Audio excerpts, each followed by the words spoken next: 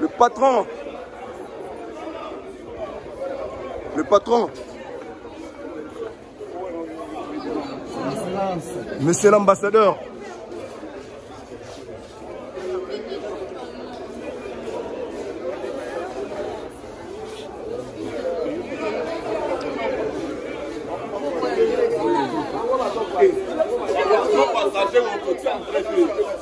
Parfois la tique tu as quartier là tu vas dans quartier là par le monde passe pas ça par profil en tout cas bah musicien tout va bêta à Dubaï bah américain bah asiatique bah africain bah même Dubaï n'est dans un polluant la musique tchatou ils arrêtent Zambie a nenga kabla ba loso mutu mtakota batana yela nzunga tumba bela batana yela donc c'est toujours opportunité gloire à Dieu ba maso ba tikali force ka quartier de kabula na biso kwa ngana donc ils arrêtent pour on ça na ba prévenir mutandima mutaboya donc conscience à mutunde au poso le conscience à batu ba yebi que non le boloking on Azam mutu abakisa beaucoup plus dans le monde artistique, abakisa beaucoup plus la musique na biso, auto comme on niveau de sali. Et c'est moi qui non hier zala pour musique na biso maté comme on niveau de sali. Mama na bale, zonga na nako, tokomela gene na moto, na moto, na moto, tokomela gene na moto. Na bobeti lo lubanga. Tomesananga na yogo, tozala kelongo, chichi, chibola okomisanga, blessé de guerre. Ma tendresse, ma affection, les balles perdues. Je love mon frère, on a commandé, Ibrahim, omoni Chia 33. Ibrahim est comme Amari Fanalon de Sandaka Zadi. Moi, Ibra, Congo Mokile, Sabi, Monica en direct de Dubaï, tous les gars, voilà quoi. On est là, on arrive quoi. Dans quelques heures, on serait déjà là. Salut, c'est bel et bien l'artiste et comédien Jean Molayi. J'habite à Paris et pour moi, Senwave va changer complètement la donne. Moi et ma famille habitons en France. Et souvent, nous envoyons de l'argent en RDC, République démocratique du Congo. Avec Senwave, on peut envoyer au minimum 1 €, ce qui me permet d'envoyer souvent des petites sommes à mes proches. Et c'est super facile, je peux l'envoyer à la maison avec mon portable et sans frais. Alors, dès aujourd'hui, téléchargez l'application Senwave et découvrez les transferts d'argent simples et sans frais.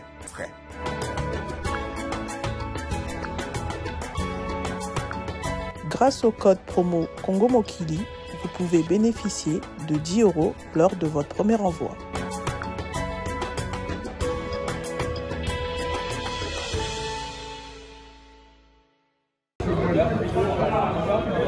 Le patron. Le patron. Monsieur l'ambassadeur.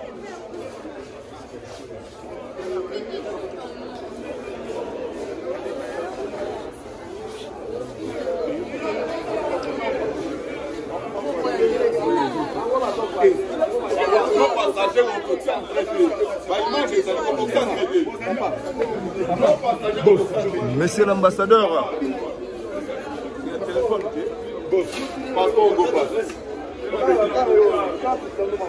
Monsieur l'ambassadeur. Boss. Yamboga. Ambassadeur. Le patron de la musique congolaise. Patron.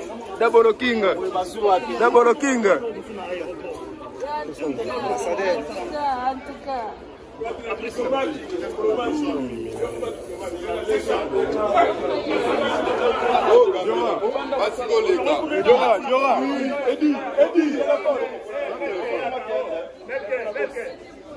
Bonjour.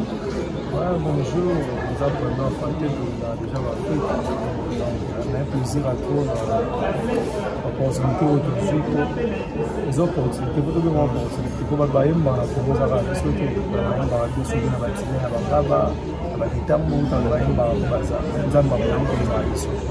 merci déjà pour que ces gens-là réponse à papa. c'est ce qu'on va faire fin du monde des jours. Mais dès que vous avez la réponse, la question c'est la réponse c'est ça. Tout autour de la réponse de votre mobilisation parole tout c'est belé. Par fanatique tout la quartier la tête ma quartier la tête par le monde passe par ça. Par profil en tout cas bah musicien tout va bêta à Dubaï, bah américain, bah asiatique, bah africain, bah même les mêmes. Dubaï n'est dans un première musique tchatcho. La senti qu'on a que bah arabe voilà bah dans un arabe musique tchatcho pour le Dubaï. Pour bah tout le monde déjà dans un arabe tchatcho pour qu'on va clasher. Il y a une moyenne à suivre. Parce que la mission que vous avez là, quartier la terre a déjà été à continental. Avant de juste que quartier la terre, il y a un show avec les États-Unis, avec l'Europe, avec ma solo route, mais marathon, qu'on met à mon quartier la terre. Au place où les tuyaux, va te donner la lettre à panneau, tu vas m'en faire dans la pour le même temps où ils ont passé, comment bien avoir que sa photo, va y avoir des tirs. Après, c'est une chance de faire le bail. Tu n'as pas la quête pour l'équipe bail. La quête pour la moindre.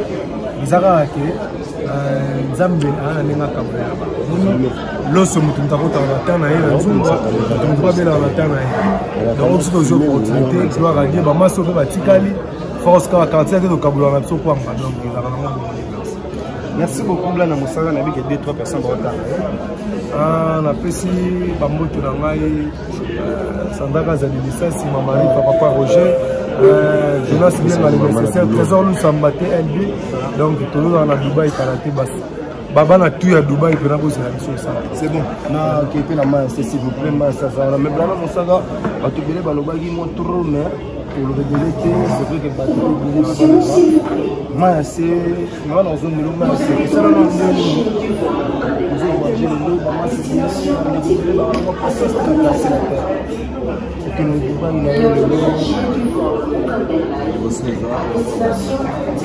merci pour la réponse. Songam Lemi, maître de double. Ça dit, moi, il va m'assurer. Malgré que Albarama trop pour Natal à Rabino Rande, on va écrire à Yoga Rabino. On va voyager, on va voir ce qu'il a été. Car c'est la tête de la voyage, et ça l'a Afrique, et ça l'a partie de cette partie de la tête de la voyage, la partie de la tête de la tête. C'est comme ça, 12 ans. Ok, voilà. Donc, Bilobé, là, on a vraiment fait passer, il y a bien assez. Dubaï, déjà, on a dit là, ce qui te a la vie va laisser, tu te d'amour, on a poussé comme ça, mais faveur, pour la quoi, on a besoin de décorer, saluer des discours, on a besoin de mariage, tu connais un gars, il est là, donc flyer. bambote na ngai pa ya bamasa na ngai no bauzela na Dubai sabi la zoki tenge vision travel boss mineur mas na ese yo na ya karate sur le terrain na bosse jour na tando mela mi de boss Sadine Lokanome Sarah Olech na point Sarah Olech auti sadi auti ba Kenya ayo landa ese na Dubai Sarah Olech na bossa ni te Christian Mamona mon directeur stratégique. Voilà, Eric Katressim, Congo Mokili, partout dans le monde, Afrique, un petit mot d'abord, on a Dubaï, c'est vrai que le week-end, nous avons beaucoup presté la carte à Dubaï. Sentiment déjà d'abord en ligne, comme Dubaï, c'est vrai que nous avons première fois à Dubaï, c'est l'un des plaisirs, les amis. Mon temps, on toit et nous salons. Qui nous savent à quoi c'est que ça va tomber dans les salles, il a toujours essayé. Donc, le boloki, il a esclave, il y a boulot. Donc, mon mandat, il m'a écouté la patrimoine du matériel et UNESCO. C'est la première fois où il m'a été bête dans le Dubaï. Et moi, mon corps m'a dit, tellement les artistes, à côté de la mité, il y a un monde entier. Et moi, le non, tout le monde est là, c'est pour ça que Dubaï. Donc, dans ce quartier, la thèse en question, il y a tout voyage. Trop de membres de la polémique, vraiment, tout ce que l'on a monté, il preuve déjà des jeux délai. Comme ça, il preuve délai. Moutan Dima, Moutan Boya, donc, conscience à mon tourné au cours le conscience à Batoubaye dit que non de Boloking au cours Azam a bâti ça beaucoup plus dans le monde artistique, a bâti ça beaucoup plus dans la musique d'Abisso, autant comme on a niveau de Sali. Et c'est vrai que non, il y a Zala, pour la musique d'Abisso, il m'a dit comme on a niveau de Sali. Je vais vous dire que nos bateaux, nous avons Dubaï, il faut bien payer des concert à samedi. Le concert, on les a plus toujours démontré au niveau international. Comme on sait aux Zala, Azan est kenyan, Azan est américain, Azan est australien, mais au Cap, on est mal. Chaque fois, il a porté ça. Pour ça, ma référence, la musique n'a plus ma référence. La référence, c'est on te confirme artiste, c'est comme on a dit non, artiste, c'est un ensemble de monde de ça, la boue, là, dans le thème. Il y a un monde de Boloking, boss n'a plus un artiste, c'est comme on est minité, donc ça, là, donc toujours qu'il y ait plus pour te payer ça, Mouinda. Pour te payer ça, Mouinda, à Dubaï. Ou Dubaï, c'est comme on lit, pour te payer ça, Mouinda. Ou Mouinda, on a tout payé ça. Mouinda, Mouinda, Beliza, Mouinda, Mouinda, Mina, Mina, Beleza, Mina, Mina. Papa na bale, Zomana na koto, komela gene na moto, na moto, na moto, komela gene na moto. Mama na bale, Zomana na koto, komela gene na moto, na moto. Na moto, tokomela gene na moto. Na bobeti pe biso la mwinda te ko ebimela ki déjà biso. Mwembe. Voilà mais. Bokolo bani d'abord pour la mwinda. Est-ce que bokoti ba tu vraiment va te mettre maintenant omoni artiste. Artiste à travers ça. Contemporairement des fois je bateau la animation, la musique congolaise en tout cas na habité quoi. C'est difficile pour un leader à la charge. Alors on a charge à rumba naé, à du charge à l'animation naé, à du charge à la danse naé, à du charge. Donc vous avez bien quitté. Bon le bâtiment si là pour quitter les espèces aussi bataille. Aussi là c'est quoi? Toujours comprendre la montée, côté où on a pas le bon. Ils sont au karaté, côté où on a pas le bagana. Tout ça l'arabe. Artistes locaux. On a avantage quoi dans la montée? Côté où on a pas le artistes locaux. Avantage quoi dans la montée? À la scène il y a génération même à comparer qui est là génération. Ok, on doit pas marcher dans la génération. On ne peut pas. Avion na tout le monde mata, tellement beaucoup na na tout mata belé. On papa na tout Lucien na ba ka chanter wa no mata sport di. Génération na tout ba be. On ne le pas voir là, ils ont que aussi. Donc ça c'est une génération na comparer na petit. Alors on peut comparer na quoi drapeau, les avantages à moto, les avantages à quoi drapeau à gagner yo kaka. On a né. Pour y avoir plus de devoir dans la 67 ans aux la mwinda na opé. Na 58 ans aux la lidor na yo. Na nini boito aux la zemono boy. Donc on comprend pourquoi drapeau ta ba succès.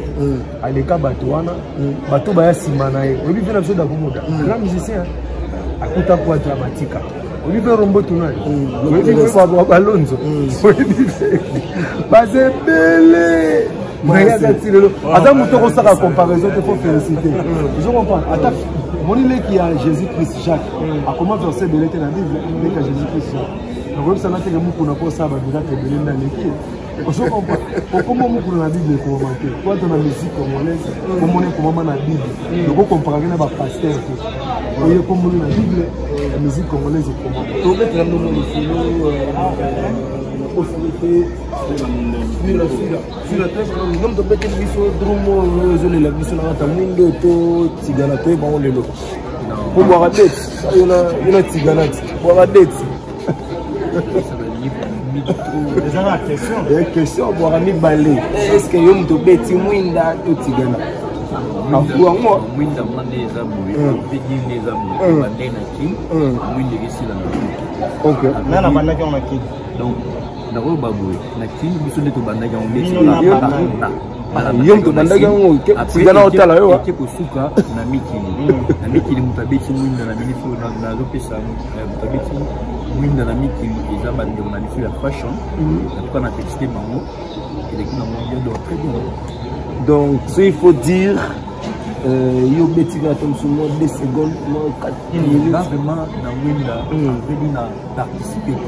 OK.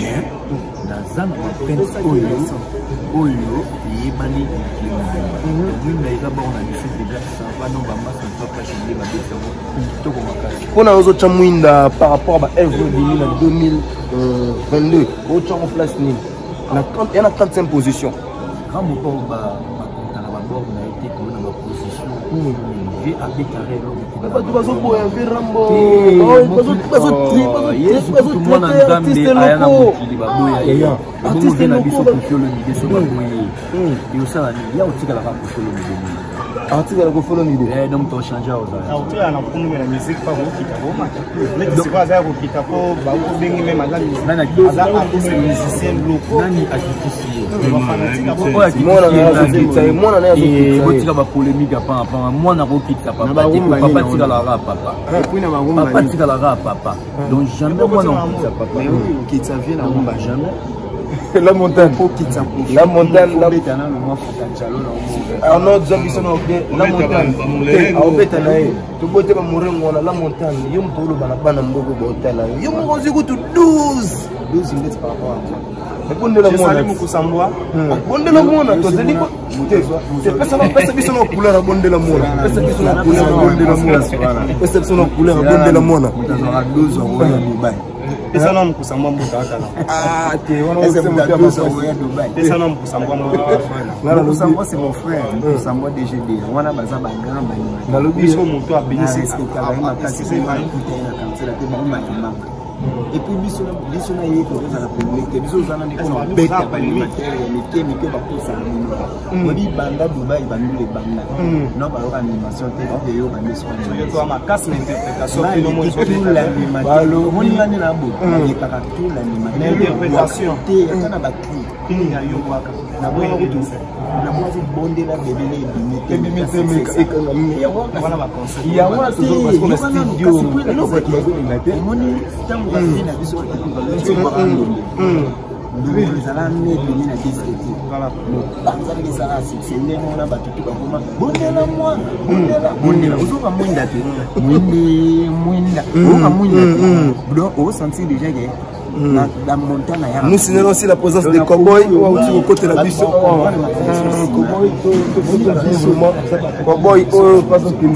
merci beaucoup je voudrais il y a beaucoup de gens qui nous suivent dans tout le monde ou éclaircir OK aux amakas mais interprétation de ma crise et voir amakala na quartier la terre on trouve ba langue du moment maintenant ba obini ça surtout bini so to bina mbembe avant to bina lili c'est bateau le loba so bébé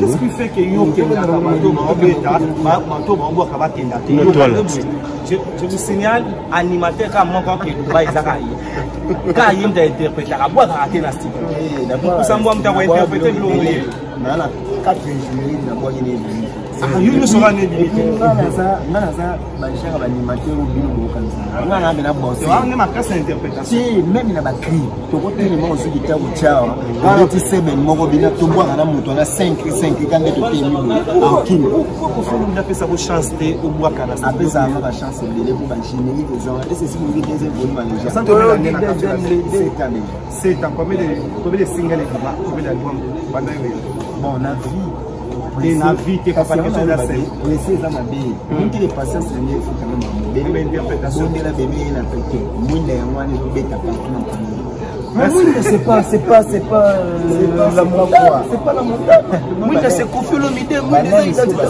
non ils a Koffi Olomide c'est bien avec Koffi Olomide azana mona Lyon banana e baba ils a donné interprétation fa akumisa la ya ozo kombo ete na londi mombo parce que mtaseli biso bondela bébé wana na ebité je vous prie tombi na bondela bébé na animateur interprétation pas un animateur puis grand animateur mais ça se voit pas et mon ana il y a mon oyo c'est que ba animateur au boulot ba wana ba ngomo ba niyebi ke ba interpréter ba tete que là on peut poser la tête donc il a besoin de musique pourquoi bisa bana mona ti est-ce que bakozwa la montagne na pamphlet kana bakonse beza ba ngomo ba yebi ke deuxième folie mais jamais limité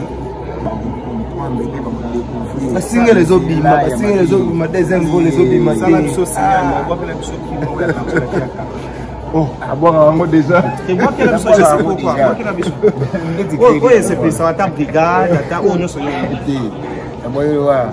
Nomole, nomola, nomolo, nomola, maman son andile. Aïe, aïe, aïe, aïe. Moi, Tigana bonde la bébé, tigana bonde la bébé. Osamo gelenya mwana na mama, mopa onzambe, yonde nzamba miziki. To tigala na yona Congo, yonde les gens d'Afrique, kumba yena mo. Les hommes d'Afrique, tout le monde. s'il te plaît. Faut qu'on nous écrit, on a voilà, je pense que va te belle beauté. conflit au long les gens, les grands prêtres, les gens local. Je m'appelle à poser des questions. Narumba nini obino bobeta. Pour la babar, na ba fête, il est l'eau. Conflit pour faire bêta. Tokende wa kofika. Et puis batona ba na ba créer danger. Na so moni mutolo ba seka miyedo yaza. Na na montagne. So ba boyi ba baleka be mission ba ya. Ta faut couvrir be mission bengi na ba animateur mon. Ya moi retourne na biloton to boaka. Retourne merci beaucoup. La présidente de biloton je lui ai dit la chérie annonce Titi Mofuta 3D tonton Yalala le petit Kasai vient avant Rodolphe Maswa. On va monter délai jet mondial verbal que vous savez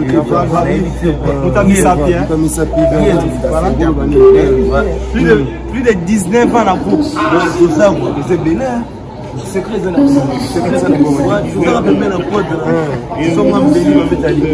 moi la tête à quartier la tête. Moi,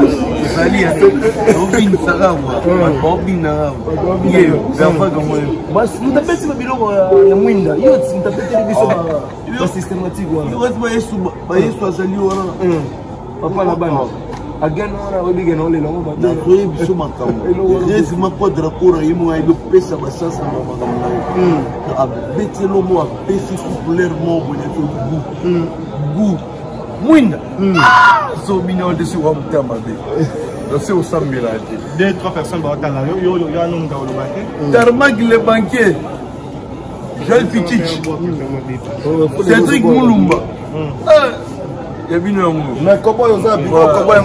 merci beaucoup.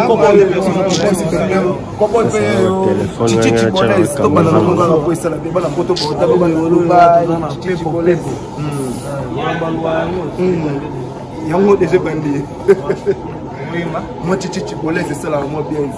Nazali kaka samoko ya lingaka yo pourquoi le long comme otikanga na basokalamu ma tendresse ma affection les lois interdit Chichi bola ngana komananga kolela lena oyoza étoile ngana zalali Viki beaucoup fait de mon sei telo lubanga tomesana ngana yogo tozala kelongo chichi chibolo komisanga blessé de guerre ma tendresse ma affection les balles perdues je love mon frère wana komana kolela balle perdue Voilà, merci. Vous avez belé, il y a autant la mission, c'était là. Dieu merci Madinga Ibrahim. On se retrouve, on peut pas finir.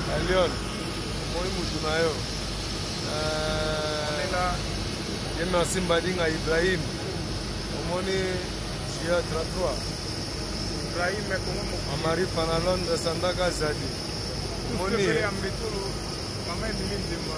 Omoni Plana Chance. On est ensemble. Yomokolo bakyoko memanga na mokongo e tokatisa ebale tina ngambo esusu tokoma na katikati obwakisinga ye nakomi otepatepa soveta jete poteza ya yo te mabe ezali ya ngai me ipale panalia deno na esprit ya soso suka. Aïe. Il y a tout le monde à faire.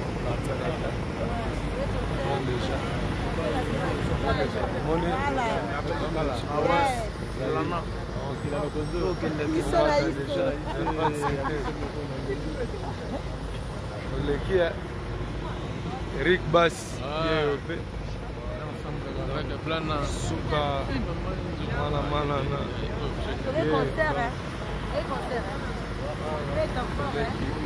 Usamba Trésor. Wana munande mwana baluba. Olekia. Kitoko. Le quartier latin international. Ah ouais, Eric Atresim, on a vu maintenant en direct. Ouais, tu es Dubaï, maintenant donc. Babingo Massoni qui est honorable président de Paka. Destination Dubaï. Oh, Kenda.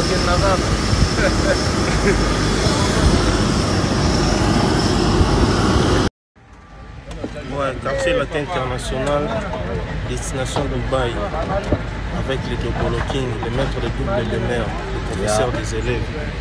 On est là, on arrive, quoi. Dans quelques heures, on serait déjà là. Ah ouais, Kenda, Ibrahim. Ibrahim, Vega Musala, Ukatana Pakistan. Ouais, Ibra, Congo Mokile, Sadi, Monica en direct de Dubaï, tous les gars, voilà quoi. Il n'y a pas de problème, Bana Dubaï, n'a pas Saint-Jean, la joie qui est toujours travaillée, sans oublier Sarah Oliech, Jonathan Dom, big manager, l'ami des boss, Zoya Kalate, Isano Manona, Boga. L'ambassadeur des jeunes congolais pour la paix, Ado Youé, a procédé samedi à l'inauguration de l'ambassade dédiée aux jeunes congolais. L'inauguration de ces bâtiments se veut, d'après cet ambassadeur, être la concrétisation de la volonté du chef de l'État dans l'encadrement et l'épanouissement de la jeunesse congolaise d'ici et d'ailleurs. C'est ici qu'est situé le siège de l'ambassade de la jeunesse congolaise pour la paix et le développement de la RDC. Plusieurs délégations des officiels congolais, des mouvements associatifs publics et privés, d'encadrement des jeunes, des autorités nationales et provinciales, ainsi que quelques chefs de missions diplomatiques ont assisté à cette cérémonie d'inauguration qui est une première dans l'histoire de l'RDC et celle de la jeunesse RD congolaise d'avoir une cité de la paix 6-4 avenue Mafuata au quartier Basoko dans la commune d'Ngalima à Kinshasa.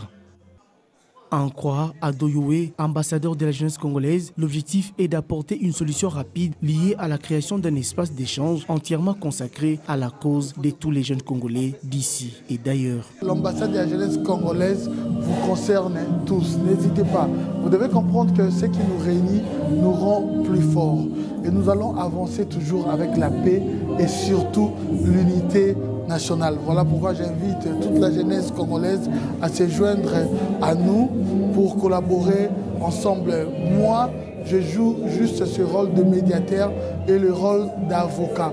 Je serai là pour vous et je me donnerai corps et âme juste pour vos préoccupations et vos problèmes. On sera là. L'avenir de la République démocratique du Congo promet meilleur et cet avenir est beau. Et nous allons construire tous ensemble l'histoire de ce beau pays, la République démocratique du Congo.